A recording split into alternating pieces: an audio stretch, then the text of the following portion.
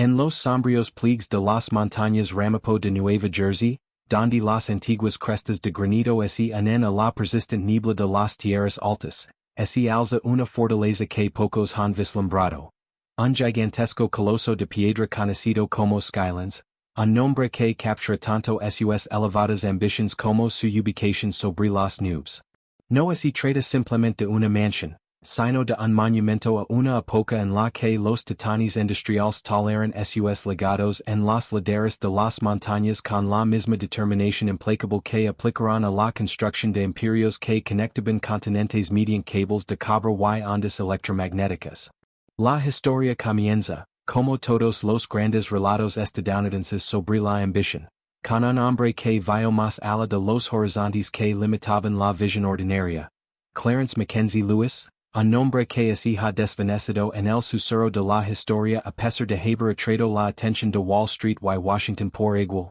Un pionero de las telecomunicaciones cuya fortuna se elevó con la estática crepitante de la radio temprana y la prometedora promesa de las líneas telefónicas que se extendían por una nación en rápida modernización en la década de 1920. Pero antes de hablar de Lewis y su dominio montañoso, debemos comprender lo que lo precedió. Pues Skylands no nació solo de su visión, sino que surgió de los sueños de otro hombre, Francis Lynn Stetson, un coloso del derecho que se desempeñó como abogado personal de JP Morgan y cuya influencia moldeó la arquitectura misma del poder corporativo estadounidense a principios del siglo XX. Stetson adquirió esta escarpada cima en 1891 y dedicó la década siguiente a transformar 567 hectáreas de naturaleza salvaje en una finca señorial a la que llamó Skylands Farms, con una casa solariega de estilo Tudor, jardines formales que desafiaban el terreno rocoso y una visión de aristocracia pastoral trasplantada de la campina inglesa a la naturaleza salvaje estadounidense.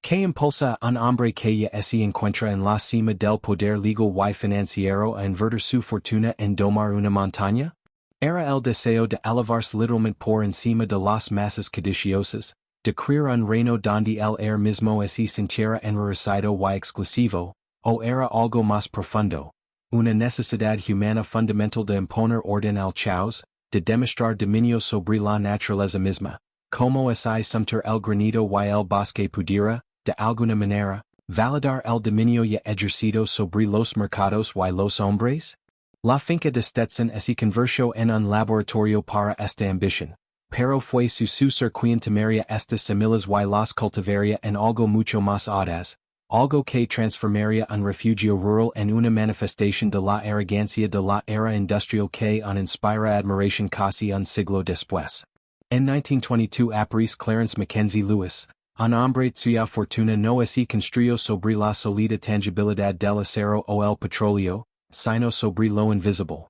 El espectro electromagnético, la energía crepitante de las señales transmitidas por el air y el cable, la promesa de voces que se escuchan a través de distancias imposibles. Con la confianza descarada de los nuevos ricos, Lewis compró Skylands Farms por lo que sus contemporáneos consideraron una suma astronómica, anunciando de inmediato su intención no solo de mantener la visión de Stetson, sino de destruirla y reconstruir algo sin precedentes, algo que eclipsaría las aspiraciones de los simples millenarios y anunciaría al mundo que había legado una nueva clase de realeza industrial, una cuyo poder no provenía de los ferrocarriles o las fábricas, sino de la red intangible de comunicación que se estaba convirtiendo rápidamente en el sistema nervioso de la civilización moderna. Lewis contrató al arquitecto John Russell Pope, un nombre que debería hacer que cualquiera familiarizado con la arquitectura monumental estadounidense se detuviera a reconocerlo. Pope, quien luego diseñaría el monumento a Jefferson, la Galería Nacional de Arte y los Archivos Nacionales en Washington, D.C., edificios que encarnan las aspiraciones estadounidenses a la grandeza clásica y la permanencia democrática. Y aquí estaba esa mismamente visionaria volcada en la creación no de un monumento público sino de un palacio privado, una mansión de estilo neojacobino de 44 habitaciones construida con granito extraído de la misma montaña en la que se alzaría, como si Lewis hubiera querido que su hogar emergiera orgánicamente de la roca misma. Una manifestación arquitectónica de su creencia de que se había ganado su lugar en la cima de este mundo a través de pura fuerza de voluntad y visión. La construcción en sí fue una maravilla y un escándalo, empleando a cientos de trabajadores durante una época en la que la mano de obra era barata y las normas de seguridad eran sugerentes más que requisitos. ¿Cuántos hombres cayeron de esos muros de granito? ¿Cuántos dedos aplastados y espaldas rotas fueron el costo oculto de cada piedra perfectamente encajada? ¿Cuántos trabajadores inmigrantes regresaron a sus estrechas viviendas en pueblos cercanos con cuerpos envejecidos más allá de sus años? ¿Todo para que Lewis pudiera disfrutar del té en una terraza con vista a 3 estados? La casa se levantó entre 1922 y 1924. Un periodo de construcción febrile que vio la ladera de la montaña transformada en algo entre un sitio de construcción y un territorio ocupado, con viviendas temporales para trabajadores, ramales ferroviarios dedicados que traen materiales a la montaña y un flujo constante de artesanos. Albañiles de Italia que entendían las técnicas del viejo mundo necesarias para crear el efecto que Lewis describe, carpinteros que talaban a mano los paneles interiores que daban a cada habitación la sensación de una casa solariega inglesa trasplantada al por medio suelo estadounidense, arquitectos paisajistas que terraformaron las laderas rocosas en jardines formales que habrían hecho envidiar a capability Brown, todo orquestado con la precisión de una campana militar y el presupuesto de un hombre que creía que su riqueza era ilimitada. La Skylands Manor terminada, así bautizó Lewis su creación, abandonando la modesta designación de Granjas, como para enfatizar que ya no era una simple finca, sino algo más grandioso, una sede del poder, se extendía por la cima de la montaña con 44 habitaciones, aunque ese número oscura la verdadera escala, pues no se trataba de habitaciones comunes, sino de vastas cámaras con techos altos, cada una decorada con muebles y obras de arte adquiridos en fincas europeas que atravesaron momentos difíciles tras la Primera Guerra Mundial, una colección que transformó la casa en un museo de la decadencia aristocrática, donde cada país susurraba historias de antiguos ricos que se rendían ante los nuevos, de familias con títulos que vendían su herencia a industriales estadounidenses que ansiaban la patina de legitimidad que solo la edad y el pedigree podían proporcionar. Los terrenos no eran menos ambiciosos. Pope y el arquitecto paisajista diseñaron una serie de jardines que descendían por la ladera de la montaña en etapas cuidadosamente orquestadas, cada una temática y separada, incluyendo un jardín formal de estilo italiano con fuentes y estatuas, un jardín ingles de plantas perennes que florecía en oleadas de color coordenadas durante la temporada de crecimiento, un jardín de invierno diseñado para ofrecer interés visual incluso cuando la nieve cubría el suelo. Y quizás lo más audaz, una colección de árboles ejemplares de todo el mundo, transformando la finca en un museo botánico donde Lewis podía caminar entre especies que no deberían crecer naturalmente en el clima de Nueva Jersey, mantenidas vivas gracias a la determinación y el constante cuidado de un pequeño ejército de jardineros que luchaban contra las heladas, la sequía y las enfermedades para mantener la ilusión de una abundancia sin esfuerzo. Pero, ¿cómo era realmente la vida dentro de estos muros de granito? ¿Y quién era este hombre que controlaba tales recursos con tanta aparente facilidad? Clarence Lewis era, según todos los relatos contemporáneos, una figura complicada. Ambicioso, visionario en sus tratos comerciales, pero extrañamente inseguro en su vida personal. Un hombre que había ascendido a alturas que satisfarían a la mayoría, pero que parecía perpetuamente ansioso por su lugar en la jerarquía social. Como si comprendiera intuitivamente que el establishment del viejo dinero cuyo estilo de vida emulaba nunca lo aceptaría del todo, que siempre sería dinero nuevo, dinero de las telecomunicaciones, dinero que carecía de la seriedad de las fortunas ferroviarias o las dinastías industriales que se remontaban a generaciones. Su matrimonio con Florence Pedrick Lewis le proporcionó conexiones sociales y una esposa que compartía sus ambiciones de prominencia social, pero su vida en Skylands estaba marcada por un aislamiento peculiar.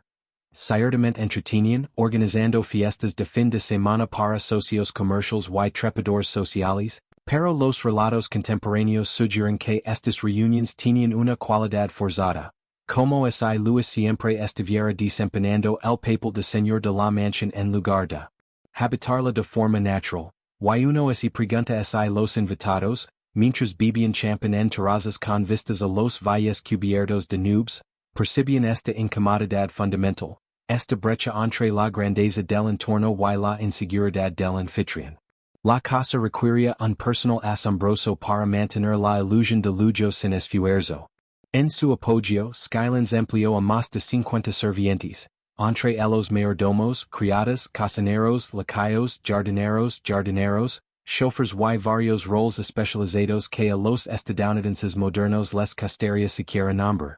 Estos individuos, cuyos nombres la historia ha olvidado en su mayoría, vivían en sus propios aposentos en los niveles del sótano y el ático de la mansión, existiendo en un mundo separado que rozaba la existencia dorada de la familia Lewis solo en los momentos de servicio. Manos invisibles que encendían fuegos, planchaban la ropa, preparaban comidas elaboradas, mantenían los jardines y se aseguraban de que cuando Lewis se despertaba cada mañana, su mundo estuviera perfectamente ordenado, cada superficie reluciente, cada flor en su lugar, cada conveniencia mecánica funcionando a la perfección. Pero, ¿a qué costo para estos individuos que dedicaron sus vidas a mantener el sueño de alguien más, que escalaban la montaña cada día para trabajar en espacios magníficos que nunca podrían reclamar como propios, que pulían muebles en los que nunca se sentarían y preparaban comidas que nunca probarían, todo por salarios que,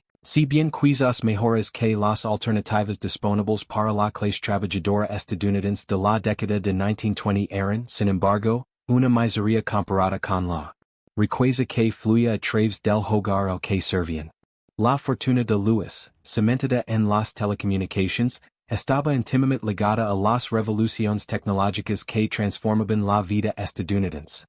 Se había posicionado en la intersección de las redes telefónicas, la radiodifusión y la posibilidad emergente de la televisión, con patents y puestos corporativos que generaban riqueza con la aparente abundancia sin esfuerzo de un manantial que brota del subsuelo. Sin embargo, esta riqueza también era precaria de maneras que las fortunas industriales anteriores no lo eran, dependiente de acuerdos de licencia, de decisiones regulatorias favorables, del mantenimiento de ventajas monopolísticas que podían evaporarse si cambiaban los vientos políticos o si surgen competidores con tecnologías superiores o prácticas comerciales más agresivas. Y, de hecho, a finales de la década de 1920, se avecinaban nubarrones, aunque Lewis, atrincherado en su refugio en la montaña, quizá no comprendía del todo la magnitud de la catástrofe inminente. El mercado bursátil, que se había disparado durante toda la década, impulsando las acciones de telecomunicaciones a cotas vertiginosas y multiplicando su fortuna en papel incluso más allá de sus ambiciosas expectativas,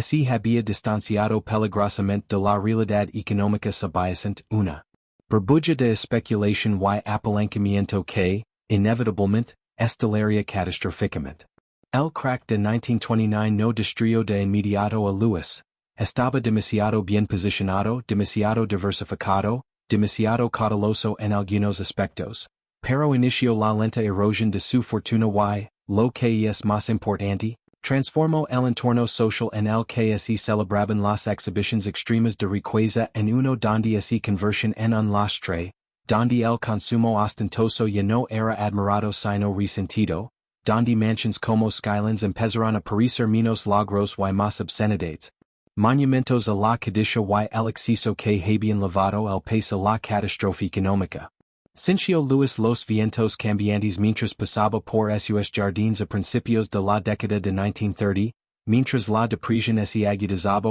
y las colas para el pan se alargaban en las ciudades visibles desde la cima de su montaña, o acaso la altura de su posición lo hilo del sufrimiento de abajo, permitiendo mantener su estilo de vida incluso mientras la nación se convulsionaba? La respuesta parece estar en un punto intermedio. Lewis ciertamente sintió la presión financiera, mientras los ingresos por telecomunicaciones se contraían y su cartera de inversiones perdía valor, pero mantuvo Skylands durante los primeros años de la depresión, quizás incapaz de imaginar abandonar su monumento, quizás aun creyendo que la recuperación económica restauraría su fortuna, quizás simplemente reació a admitir la derrota y a abandonar las alturas que había alcanzado. Pero en 1937, después de 15 años de ocupación, el peso de mantener Skylands se había vuelto insostenible. El personal se había reducido, los jardines mostraban signos de abandono, la casa en sí requería constantes y costosas reparaciones, y los intereses comerciales de Lewis, aunque no estaban completamente destruidos, ya no generaban el excedente necesario para financiar tal extravagancia, y así, con lo que uno imagina que fue una angustia considerable y tal vez alivio, tomó la decisión de vender, poniendo Skylands en el mercado y retirándose a alojamientos más modestos, poniendo fin a su reinado como el rey de las telecomunicaciones de la montaña. El comprador que surgió fue quizás incluso más interesante que el propio Lewis. Francis Lynn Stetson Jr., hijo del desarrollador original de la propiedad, que había mantenido conexiones familiares con la propiedad y que vio en Skylands no un monumento al logro personal sino un legado a preservar, y con una considerable riqueza familiar detrás de él, compró la propiedad en 1937, revertiendo algunas de las ediciones más ostentosas de Lewis y intentando restaurar algo de la visión original de su padre, aunque los años intermedios habían transformado la propiedad de maneras que no se podían deshacer por completo. Pero la propiedad de Stetson Jr. resultaría breve y problemática. La Segunda Guerra Mundial creó condiciones imposibles para mantener dichas propiedades, y que el personal se unió al servicio militar o encontró empleo más lucrativo en la industria bélica. Los bienes de lujo dejaron de estar disponibles. Toda la noción de ocio aristocrático parecía cada vez más anacrónica en una nación movilizada para la guerra total. Y en 1945, Stetson Jr. tomó una decisión que transformaría para siempre Skylands. Donó la propiedad al Estado de Nueva Jersey para que formara parte del sistema de parques estatales de Ringwood, una conversión de palacio privado a espacio público que estaba ocurriendo en propiedades por todo Estados Unidos a medida que el viejo orden se derrumbaba y surgía una nueva visión más democrática del uso de la tierra. La adquisición de Skylands por parte del Estado en 1945 debería haber sido un triunfo. Allí estaba una propiedad magnífica, una joya arquitectónica, que se volvía accesible a ciudadanos comunes que nunca podrían haber esperado visitarla durante esos años privados, una democratización de la belleza y el espacio que se alineaba perfectamente con los ideales estadounidenses de la posguerra. Sin embargo, la realidad resultó mucho más complicada, ya que el Estado, incluso con sus vastos recursos, luchó por mantener Skylands en algo cercano a su antigua gloria, y la transición de propiedad privada a parque público reveló verdades incómodas sobre los costos ocultos de la grandeza. Sin la constante infusión de riqueza privada, sin el personal dedicado que se contaba por docenas, sin la atención dedicada que solo un propósito único puede brindar, Skylands comenzó a decaer, no catastróficamente al principio, sino de manera incremental que se acumuló con los años. Los jardines se invadieron, las plantations raras murieron y fueron reemplazadas por especies comunes, los muebles interiores se retiraron o deterioraron, las goteras del techo no se repararon y lenta y inexorablemente, la casa comenzó a deslizarse de palacio a ruina, una transformación que plantea profundas preguntas sobre si tales monumentos pueden existir en una sociedad democrática. Si están inevitablemente ligados a la concentración de riqueza privada que hace posible su creación, o si podríamos imaginar un orden social que pudiera mantener tal belleza sin recurrir la explotación y la desigualdad que la financia. Durante décadas, desde la década de 1950 hasta la de 1980, Skylands existió en una especie de limbo. Técnicamente preservado como un sitio histórico, en realidad en decadencia a pesar de los esfuerzos periódicos de mantenimiento, usado ocasionalmente para funciones estatales pero en gran parte cerrado al público, demasiado costoso para mantener adecuadamente pero demasiado significativo históricamente para abandonarlo, un elefante blanco que las sucesivas administraciones estatales lucraron por manejar, Cada una con la esperanza de que alguien más encontrara una solución que permitiera la preservación de la estructura sin el gasto políticamente desagradable de fondos públicos que sería necesario para restaurarla verdaderamente a su condición anterior. El destino de la mansión parecía celado hacia la tragedia hasta que ocurrió un acontecimiento inesperado en la década de 1980.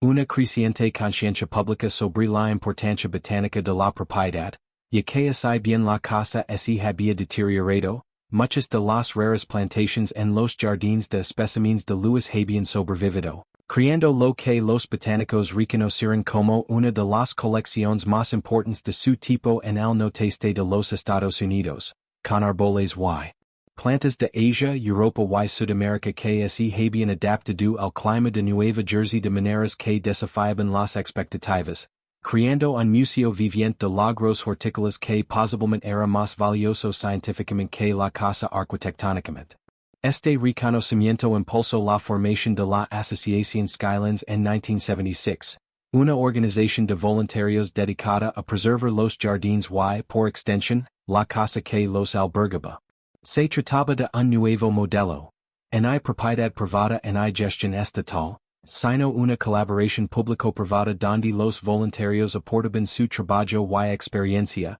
donde las donaciones privadas complementaban la financiación estatal, donde personas apasionadas que habían quedado bajo el influjo de Skylands dedicaban incontables horas a revertir décadas de abandono. Poco a poco la finca comenzó a recuperarse, un proceso que continúa hasta el día de hoy y que ha transformado Skylands de una ruina en decadencia a una casa museo histórico y jardín botánico en funcionamiento que atrae miles de visitantes cada año. La restauración de Skylands plantea preguntas fascinantes sobre la preservación y la memoria. ¿Qué preservamos realmente al mantener estas fincas? La historia de quienes contamos y qué lecciones queremos que los visitantes extraigan de su experiencia?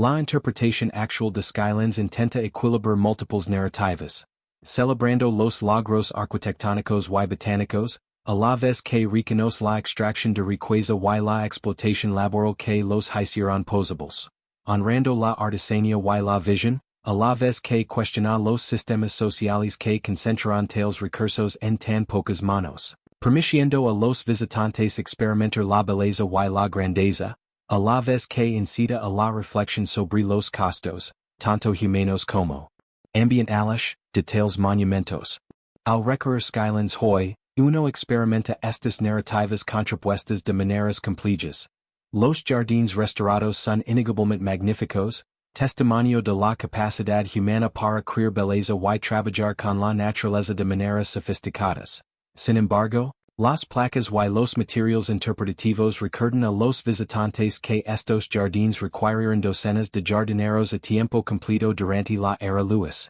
que los especímenes a menudo se recolectaban mediante la explotación colonial de otros continentes, que el concepto mismo de montaña privada representaba una concentración de la propiedad de la tierra que desplazó a los pueblos indígenas y las comunidades de clase trabajadora que anteriormente habían accedido a estos bosques para su subsistencia. El interior de la casa, con su imponente gran salón y sus muebles importados, inspira admiración por los logros artísticos humanos, pero los cuartos de servicio en el sótano, ahora también preservados y interpretados, cuentan una cruda contranarrativa de la fuerza laboral invisible cuyo trabajo hizo posible la ilusión de lujo sin esfuerzo, cuyas vidas estaban limitadas y controladas de maneras que los visitantes modernos encuentran perturbadoras, cuyos nombres y historias en gran medida no fueron registrados porque eran considerados poco importantes por las mismas personas que dependían absolutamente de su trabajo.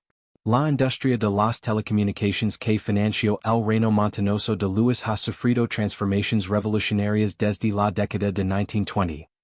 Las empresas y tecnologías que generan su riqueza han sido reemplazadas varias veces, por la televisión, por las redes celulares, por Internet, por tecnologías que Lewis no podría haber imaginado incluso cuando se posicionó a la vanguardia de la revolución de las comunicaciones de su era. Y esta progresión plantea preguntas interesantes sobre la naturaleza de la riqueza industrial y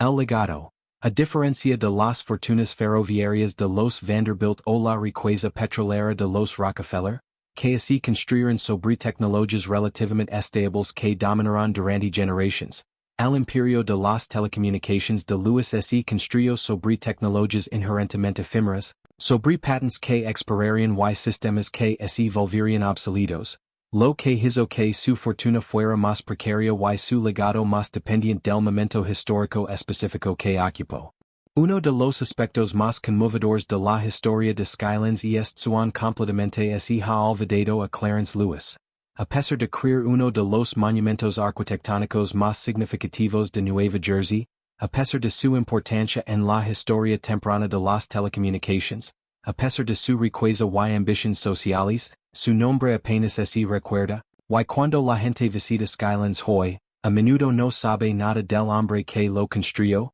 o confunde su historia con las de otros industriales de la edad dorada cuyas narrativas así han arraigado más en la conciencia popular. Este barato plantea preguntas sobre qué recordamos y por qué, sobre qué titanes industriales alcanzan fama duradera y cuáles así desvanecen en la oscuridad, sobre así la particular combinación de Lewis de nueva tecnología, ascenso social y relativa brevedad de la propiedad lo hizo de alguna manera menos memorable que figuras cuya riqueza era mayor, cuya posición social era más segura o cuyas personalidades eran más extravagantes. La montaña misma, los usos de granito sobre los que Lewis construyó su sueño, ha presenciado todo este drama con indiferencia geológica. Las montañas Ramapo son antiguas, así formaron hace cientos de miles de años mediante fuerzas tectónicas que empequeñecieron incluso la ingeniería humana más ambiciosa, y desde la perspectiva de la montaña,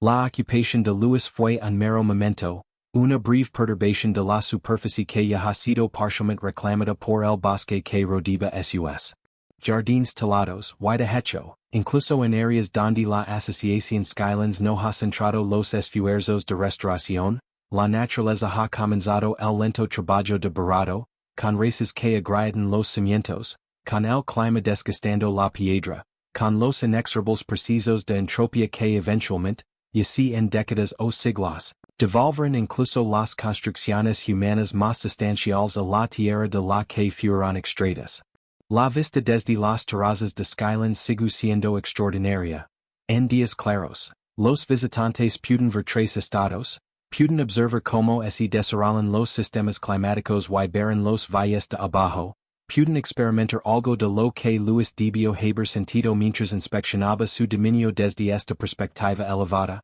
y es fácil entender la cualidad seductora de tal vista, la forma en que crea una sensación de dominio y separación, la forma en que permite quienes la pueden imaginarse a sí mismas por encima y separados de la humanidad común, literalmente mirando hacia abajo el mundo. Sin embargo, esta misma vista también revela la ilusión esencial de esa separación, ya que la montaña no está separada del mundo, sino profundamente conectada a él, moldeada por las mismas fuerzas geológicas, sujeta al mismo clima, dependiente de los mismos ecosistemas, y los humanos que ocupan su cima, independientemente de su riqueza o poder, siguen siendo fundamentalmente vulnerables a fuerzas mucho más grandes que ellos mismos, siguen sujetos a ciclos económicos que no pueden controlar, a transformaciones sociales que no pueden prevenir, a la realidad biológica de que su tiempo en la cima de la montaña será breve y sus monumentos,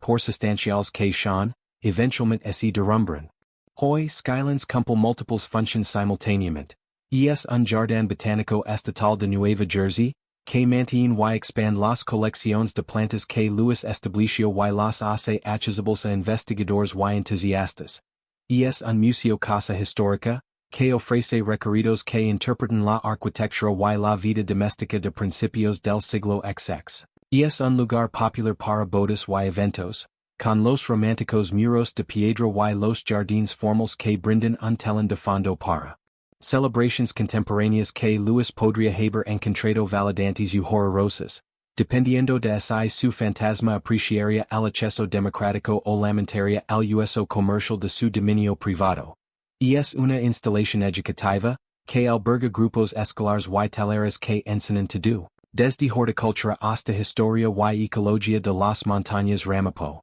Y quizás lo más importante, es simplemente un hermoso espacio público donde los ciudadanos comunes pueden experimentar la grandeza y la belleza natural sin riqueza, donde las familias pueden hacer picnic en jardines que alguna vez fueron exclusivos, donde cualquiera que haga el viaje a la montaña pueda, durante unas horas, habitar un mundo de belleza cuidadosamente cultivada que fue creado por la riqueza concentrada pero que se ha transformado, a través de la extraña alquimia del cambio histórico, en un bien público compartido. La transformación de palacio privado a parque público representa una narrativa más amplia en la historia estadounidense. El impulso democrático que gradualmente ha abierto espacios y experiencias que antes estaban restringidos a las élites. La evolución social que ha imposibilitado la aristocracia hereditaria, al tiempo que ha permitido el surgimiento de nuevas formas de concentración de riqueza y poder. La tensión constante entre los derechos de propiedad privada y el acceso público, entre el logro individual y el beneficio colectivo, entre el deseo de preservar artefactos históricos y la necesidad de criticar los sistemas que los crean. Skylands encarna todas estas tensiones, sirviendo como un espacio físico donde los visitantes pueden abordar preguntas complejas sobre la riqueza, el trabajo, la belleza, la preservación y la justicia, sin respuestas fáciles, pero con la experiencia visceral y encarnada de ocupar los espacios donde se manifestaron estas fuerzas históricas. Si consideramos Skylands como un espejo que refleja la sociedad estadounidense a lo largo de un siglo, ¿qué vimos? Vimos la extraordinaria capacidad productiva del capitalismo industrial, la forma en que pudo reunir recursos y talento para crear objetos de genuina belleza y logro. También vimos las brutales desigualdades que hicieron posible dicha creación, la explotación laboral y ambiental invisible que financió cada piedra cuidadosamente colocada. Vimos la ambición humana en su forma más desnuda, el deseo no solo de comodidad o seguridad, sino de dominio, de legado, de inmortalidad a través de la arquitectura. También vimos la futilidad última de esa ambición, la forma en que incluso los monumentos más sustanciales dependen de un mantenimiento constante, de la inversión continua de recursos y atención, de sistemas sociales que eligen preservar en lugar de destruir. Vimos el impulso democratizador de la sociedad estadounidense, la forma en que los imperios privados eventualmente, a través de varios mecanismos, se convierten en espacios públicos. También vimos la insuficiencia de la financiación pública para mantener los espacios al nivel que la riqueza privada podría lograr, lo que plantea preguntas incómodas sobre lo que perdemos en la transición de la propiedad privada a la pública. Vimos actitudes cambiantes hacia la riqueza y la exhibición, desde la ostentación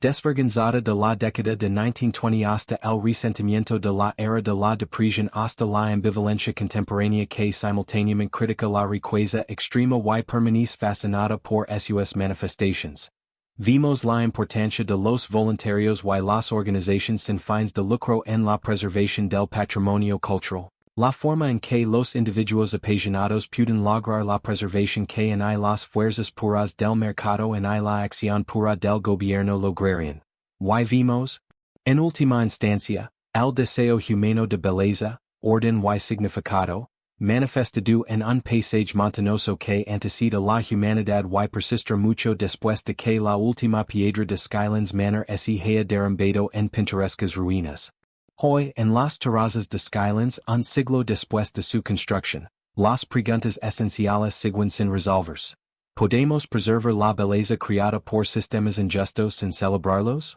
¿Cómo equilibramos la apreciación de los logros arquitectónicos y botánicos con el reconocimiento de la explotación que los financió? ¿Qué les debemos a los sirvientes y trabajadores olvidados cuyo trabajo hizo posibles estas propiedades?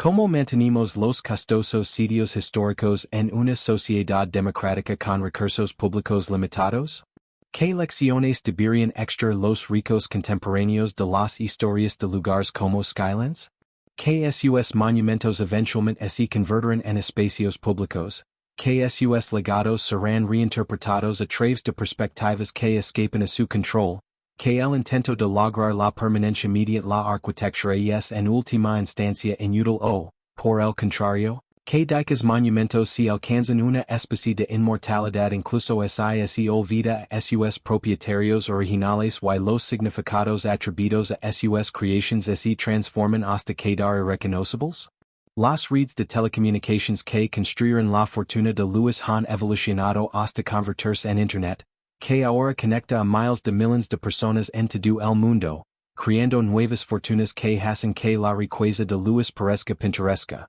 financiando nuevos monumentos a los egos contemporáneos. Y uno se pregunta si los multimillonarios tecnológicos de nuestra era, que construyen sus complejos, islas privadas y programas espaciales, si reconocen en la historia de Lewis, si ven la advertencia sobre la impermanencia y el inevitable ajuste de cuentas público con la riqueza concentrada, o si cada generación de ricos cree diferente, cree que su riqueza está más justificada, sus monumentos más necesarios, su legado más seguro. Skylands perdura, en congelado en el tiempo en completamente transformado, un palimpsesto donde múltiples capas históricas permanecen visibles para aquellos dispuestos a mirar con atención, donde pueda experimentar simultáneamente la grandeza de la edad dorada y el acceso público contemporáneo, donde la belleza de los jardines coexiste con la interpretación de los sistemas laborales que los crearon,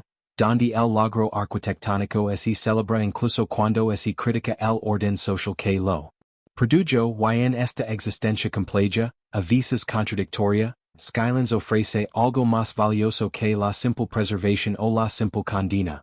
Ofrece una oportunidad para la reflexión, para lidiar con preguntas difíciles sobre la sociedad que hemos heredado y la sociedad que estamos creando, para experimentar de primera mano las alturas que la ambición humana pueda alcanzar y los costos, tanto obvios como ocultos, de tal logro. La montaña permanece como lo ha hecho durante cientos de millones de años, indiferente a los dramas humanos que se desarrollan en su cima, y tal vez haya sabiduría en esa perspectiva geológica, en reconocer que nuestros monumentos, por sustanciales que son, por significativos que son para nosotros, son marcas temporales en un paisaje que excede ampliamente nuestra comprensión, que las características verdaderamente permanentes de Skylands no son los muros o jardines de Lewis sino la roca misma, el bosque que reclama cualquier espacio que dejemos de defender, los ciclos del clima y las estaciones que continúan independientemente de la presencia humana,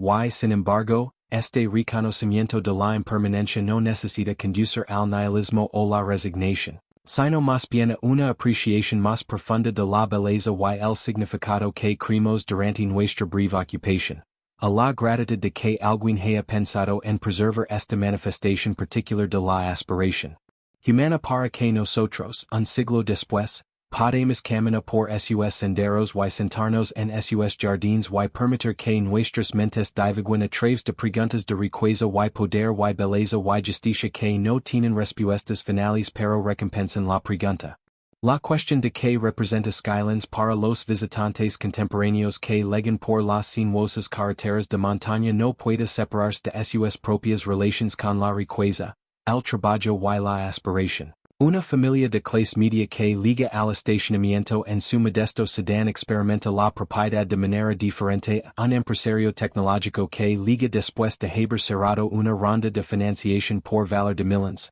de manera diferente al anciano jardinero voluntario, que ha pasado décadas cuidando las plantas de muestra, de manera diferente a la novia que ha alquilado el espacio para su boda y lo ve principalmente como un telón de fondo para fotografías dignas de Instagram, y estas perspectivas variables, en lugar de representar un fracaso de la interpretación unificada, en realidad enriquecen el significado del sitio, transformándolo de un artefacto histórico estático en un espacio vivo donde los estadounidenses contemporáneos negocian sus relaciones con un pasado que simultáneamente los inspira y los inquieta. La aceptación de Skylands, y otras propiedades históricas similares en todo el país, por parte de la industria nupcial revela dinámicas culturales particularmente interesantes, y que estos eventos representan una especie de cosplay aristocrático temporal, que permite a la gente común habitar espacios de grandeza durante unas horas, fotografiarse en terrazas donde entano alzaban gigantes industriales, creer sus propios recuerdos en salas diseñadas para un orden social completamente diferente. Este fenomeno tiene algo a la vez democrático y incómodo. Democrático porque espacios antes reservados a las elites ahora albergan celebrations para personas de bajos recursos. Incómodo porque trata los escenarios de desigualdad histórica como escenarios románticos, lo que podría oscurecer las realidades más oscuras de cómo funcionaban dichos espacios durante sus años de intimidad. Cuando una pareja contemporánea se casa en los jardines de Skylands, rodeada de plantas que Lewis instaló para demostrar su riqueza y sofisticación, participan en la democratización de la belleza o perpetúan, incluso inconscientemente, los valores estéticos y sociales que dichas propiedades representaban? La respuesta, insatisfactoria pero precisa, y es probablemente ambas. Los humanos son criaturas complejas capaces de apreciar simultáneamente la belleza y criticar los sistemas que la crearon, capaces de dar significado personal a espacios cargados de importancia histórica, y el hecho de que un sitio pueda servir para propósitos múltiples, a veces contradictorios, no es una debilidad sino más bien una prueba de su riqueza cultural y su continua relevancia. El modelo financiero que actualmente sustenta Skylands, una combinación de financiación estatal, donaciones privadas, trabajo voluntario y ingresos por alquiler de eventos, representa una solución pragmática al desafío de mantener propiedades históricas costosas en una era de recursos públicos limitados, pero también crea tensions y compromisos que habrían sido ajenos a Lewis y sus contemporáneos, para quienes el propósito de la propiedad era simplemente proporcionar disfrute privado y validación social, sin necesidad de justificar su existencia a través de programas educativos, acceso público o generación de ingresos. Los Skylands modernos deben equilibrar constantemente demandas en competencia. Los puristas de la preservación quieren una restauración históricamente precisa sin importar el costo o las preocupaciones de accesibilidad. Los educadores quieren espacios configurados para el aprendizaje grupal en lugar de la autenticidad de la época. Los organizadores de eventos quieren comodidades como instalaciones de catering y baños modernos que inevitablemente comprometen la integridad histórica. Los botánicos quieren expandir las colecciones en formas que puedan entrar en conflicto con la preservación del paisaje. Los defensores de la accesibilidad exigen con razón que un espacio público sirva a los visitantes con discapacidades incluso cuando se requieren modificaciones a las estructuras históricas. Y los defensores de la sustentabilidad presionan por prácticas ambientales que Lewis nunca contempló. La gestión de estos intereses en pugna require compromisos que no satisfacen por completo. A ningún electorado, pero permiten que la finca siga funcionando como un espacio público de usos múltiples en lugar de convertirse en un museo pristino pero inaccesible o en un lugar degradado que ha perdido por completo su carácter histórico. Las colecciones botánicas de Skylands merecen una atención especial, ya que representan un logro que posiblemente ha sobrevivido y superado la importancia arquitectónica de la casa en sí. La decisión de Lewis de crear un jardín de especímenes, recolectando plantas inusuales y raras de todo el mundo, fue inicialmente un acto de consumo conspicuo, una forma de demostrar tanto riqueza como sofisticación, ya que tales colecciones requieren no solo el capital para adquirir especímenes costosos, sino también los recursos continuos para mantenerlos, incluidos jardineros expertos, equipo especializado y la atención constante necesaria para mantener vivas las plantas en climas para los que no habían evolucionado. Sin embargo, casi un siglo después, estas colecciones han acumulado un valor científico y cultural que Lewis no podría haber anticipado. Algunos de los árboles y plantas de Skylands ahora se encuentran entre los ejemplos más antiguos de sus especies en cultivo en América del Norte, lo que proporciona datos valiosos sobre cómo las especies exóticas se adaptan a los climas del nordeste durante múltiples generaciones. Los jardines sirven como un depósito genético para variedades de plantas que pueden haber disminuido o desaparecido en sus áreas de distribución nativas debido a la pérdida de hábitat, el cambio climático y otras presiones ambientales, y el conocimiento acumulado incorporado en el paisaje, que plantaciones prosperan juntas, que microclimas se adaptan a especias particulares, que prácticas de mantenimiento resultan sostenibles durante décadas. Representa una forma de sabiduría práctica que no se puede replicar fácilmente y que se vuelve más valiosa a medida que el cambio climático obliga a los jardineros y administradores de tierras a considerar especies que alguna vez se consideraron inadecuadas para sus regiones. En este sentido, el proyecto de vanidad de Lewis se ha transformado con el tiempo y los contextos cambiantes en un recurso científico y educativo genuinamente valioso, una transformación que plantea preguntas interesantes sobre cómo deberíamos evaluar los legados de los ricos. ¿Deberíamos reconocer a Lewis por crear algo de valor duradero? Incluso ese valor fue involuntario y incluso el proceso de creación implicó explotación y extracción ambiental, o deberíamos mantener una distancia crítica, reconociendo el valor que ha surgido mientras nos negamos a valorar al creador original cuyas motivaciones y métodos podríamos encontrar objetivos? Las habitaciones del personal en Skylands, ahora preservadas y interpretadas como parte del recorrido histórico por la casa, cuentan historias que complican y profundizan nuestra comprensión de la historia de la finca de maneras que habrían sido imposibles durante la vida de Lewis, cuando tales espacios se mantenían deliberadamente invisibles para los huéspedes, quienes debían experimentar la casa como funcionando con una eficiencia mágica, con comidas que parecían perfectamente preparadas, con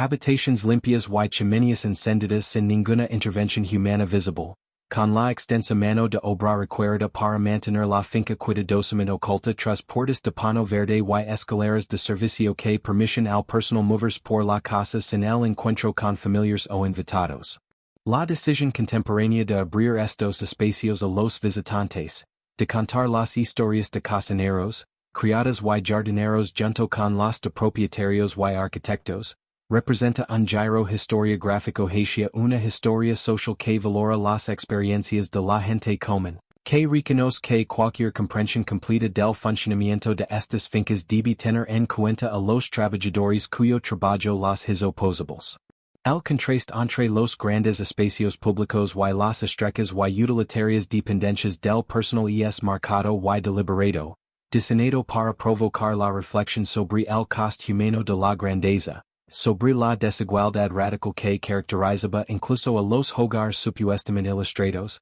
sobre cómo la comodidad y el lujo de algunos se compraban a través de las vidas limitadas y los sueños postergados de otros. Sin embargo, incluso esta interpretación enfrenta desafíos y limitaciones. Las personas reales que trabajaron en Skylands durante la era Lewis dejaron pocos registros, sus vidas internas y perspectivas en gran parte irrecuperables, por lo que la interpretación contemporánea necesariamente implica especulación y generalización, proyectando sobre estos trabajadores históricos actitudes y experiencias que pueden o no reflejar su realidad real, y existe el riesgo de ser condescendientes o sentimentalistas con estos trabajadores, de asumir que simplemente eran víctimas sin agencia, de no reconocer las formas en que podrían haberse enorgullecido de sus habilidades, encontrado satisfacción en su trabajo, creado vidas y relaciones significativas dentro de las limitaciones que enfrentaron, o resistido activamente y subvertido la dinámica de poder del hogar de maneras tanto sutiles como significativas. El parque estatal Ringwood circundante, al que Skylands se incorporó en 1945, proporciona un contexto ecológico y histórico importante que ayuda a situar la finca dentro de patrones más amplios de uso de la tierra y cambio ambiental en el nordeste de los Estados Unidos. Las montañas Ramapo alguna vez fueron parte de un extenso ecosistema forestal que cubría gran parte de la región, habitado por pueblos lenapitos y relación con la tierra involucraba movimientos estacionales y patrones de uso de recursos que mantuvieron el equilibrio ecológico durante milenios, hasta la colonización europea trajo consigo transformaciones drásticas, como la deforestación para la agricultura y la producción de carbón, las operaciones mineras industriales que extraen mineral de hierro de las montañas para abastecer a forjas y fundiciones, y finalmente, la creación de grandes fincas privadas como Skylands, que representaron una especie de reforestación, aunque determinada por prioridades estéticas más que ecológicas, con los bosques nativos reemplazados por paisajes diseñados que priorizan el efecto visual y los especímenes exóticos sobre la función ecosistémica. Las consecuencias ecológicas a largo plazo de estas fincas son complejas y ambiguas. Por un lado, preservarán grandes extensiones de tierra del desarrollo suburbano y mantuvieron la cobertura arbórea que proporciona habitat y servicios ecosistémicos. Por otro lado, introdujeron numerosas especies no nativas que en ocasiones se volvieron invasoras, fragmentaron el habitat y perturbaron los corredores de vida silvestre, alteraron la hidrología y la química del suelo mediante actividades de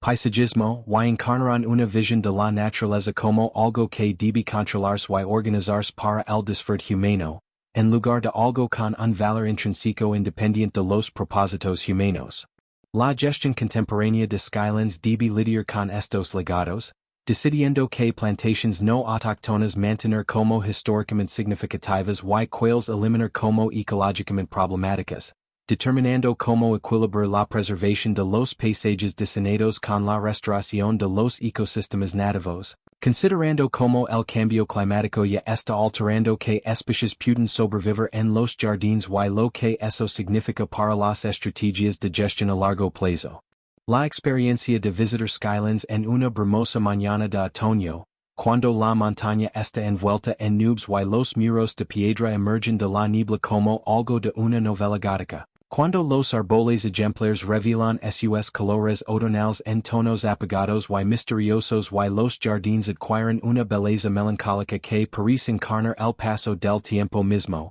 y es profundamente diferente de visitar en una brillante tarde de verano cuando la finca bulle de actividad, con fiestas de bodas. Pasando para fotografías, con familias haciendo picnics en el césped, con grupos de turistas moviéndose por la casa, con voluntarios trabajando en los jardines, y ambas experiencias son auténticas, ambas revelan diferentes aspectos del carácter y el significado del sitio, pero la visita solitaria y brumosa quizás permita una reflexión más profunda sobre el temas de ambición y impermanencia, riqueza y pérdida, aspiración humana y indiferencia natural que hacen que la historia de Skylands sea tan convincente. De pie, solo en la terraza en tales conditions, uno casi puede sentir la presencia del propio Lewis, puede imaginarlo contemplando su creación con una mezcla de orgullo y ansiedad, tal vez ya sintiendo, incluso en su momento de triunfo, que su dominio sobre esta montaña era temporal,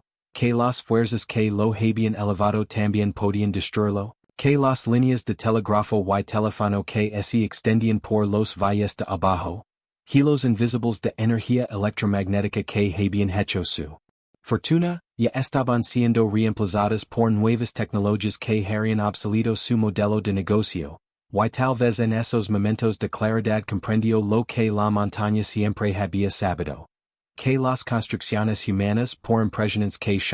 son meras marcas temporales en un paisage que excede ampliamente nuestras vidas individuales, que el granito de barro de sus tallas importadas había existido durante cientos de miles de años y persistiría mucho después de que su casa solariga se hubiera derrumbado en pintorescas ruinas, que la única permanencia disponible para los humanos es la que no proviene de resistirse al cambio, sino de aceptarlo, no de construir monumentos destinados a durar para siempre, sino de crear cosas de suficient belleza y significado como para que otros elijan preservarlas incluso con sus propósitos y significados originales. La cuestión de cómo debería evolucionar Skylands en las próximas décadas sigue abierta y controvertida. Algunos conservacionistas abogan por volver a la apariencia de la finca de los años 1920, una restauración completa que recrearía la visión de Lewis con meticuloso detalle, convirtiendo el sitio en una especie de museo viviente de la riqueza y ostentación de la era del jazz. Otros abogan por un enfoque más dinámico que reconozca la historia en capas del sitio, manteniendo elementos de diferentes épocas y usos en lugar de privilegiar un momento histórico en particular. Otros presionan para una transformación hacia fines principalmente botánicos y ecológicos, restando importancia a la casa y la historia social a favor de la expansión de las colecciones de plantas y la restauración del hábitat nativo. Y una facción pragmática simplemente quiere mantener el enfoque actual de uso mixto que genera suficientes ingresos y apoyo público para mantener el sitio funcionando sin requerir infusiones masivas de fondos públicos. Cada enfoque encarna diferentes valores y prioridades, diferentes visions de lo que significa la preservación histórica y las obligaciones que tiene la sociedad contemporánea con el pasado. Y la negociación continua entre estas posiciones es en sí misma una forma de compromiso democrático con el patrimonio, un reconocimiento de que sitios como Skylands no pertenecen a ningún individuo ni a ninguna generación, sino a una comunidad continua de partes interesadas que incluye a los visitantes actuales, las generaciones futuras, los ecosistemas y las especies no humanas que habitan la montaña, y incluso en cierto sentido metafísico a los individuos históricos cuyo trabajo y visión crean la propiedad, cuyas reivindicaciones sobre su significado y uso no pueden descartarse por completo, aunque no estén presentes para defenderse por sí mismas. La revolución de las telecomunicaciones que financió los sueños de montaña de Lewis ha seguido acelerándose de maneras que lo asombrarían. Los cables de cobre y los tubos de vacío de su época han dado paso a la fibra óptica y los satélites, a las redes digitales que transmiten no solo voz, sino también video y datos, a una infraestructura de comunicación interconectada globalmente que hace que las redes telegráficas de la década de 1920 parezcan tan primitivas como las señales de humo y las fortunas generadas por las empresas contemporáneas de telecomunicaciones y Internet eclipsan incluso la enorme riqueza de la era de Lewis, creando nuevas clases de multimillonarios que enfrentan sus propias preguntas sobre el legado y el significado, que construyen sus propios monumentos y proyectos de vanidad, que lidian con sus propias versiones de las preguntas que deben haber preocupado a Lewis durante sus años en la cima de la montaña. Cómo usar la riqueza de formas que crean significado duradero en lugar de solo un placer temporal. Cómo lograr la validación social y el recuerdo histórico que el dinero por sí solo no puede comprar. Cómo construir vidas que se sienten significativas y con propósito en lugar de simplemente cómodas. Si Lewis pudiera regresar hoy a Skylands y ver su palacio privado transformado en un parque público, ver a extraños paseando por sus jardines y pasando para selfies en su terraza, ver sus colecciones cuidadosamente seleccionadas mantenidas por voluntarios en lugar de personal pago, ver toda la empresa funcionando como una instalación educativa y recreativa en lugar de un retiro privado. Se sentiría reivindicado de que su creación ha perdurado y continúa brindando belleza y significado, o se sentiría traicionado de que su visión privada ha sido colectivizada, de que la exclusividad que era central para el propósito original de la propiedad ha sido eliminada por completo, de que la jerarquía social encarnada en la separación arquitectónica entre los espacios familiares y los cuartos de servicio ahora es criticada en lugar de celebrada. Tal vez experimentaría ambas reacciones simultáneamente, orgullo y consternación entremezclados, y tal vez esa ambivalencia sería apropiada, porque la transformación de Skylands de palacio privado a parque público es genuinamente un triunfo y una perdida. Un triunfo del acceso democrático y la evolución social, una perdida de la visión enfocada y los recursos concentrados que crean el carácter distintivo de la propiedad en primer lugar, y nuestra incapacidad para reconciliar estos valores en competencia. Para declarar definitivamente si la transformación representa progreso o decadencia, no es un fracaso del análisis sino más bien un reconocimiento honesto de la complejidad genuina de los problemas involucrados, la forma en que los cambios históricos más significativos involucran compensaciones en lugar de ganancias o pérdidas puras, la necesidad de mantener múltiples perspectivas simultáneamente si queremos comprender el significado completo de lugares como Skylands y las historias que cuentan sobre la riqueza, el poder, la belleza, el trabajo y la dinámica peculiar de la sociedad estadounidense a lo largo de más de un siglo de transformación dramática.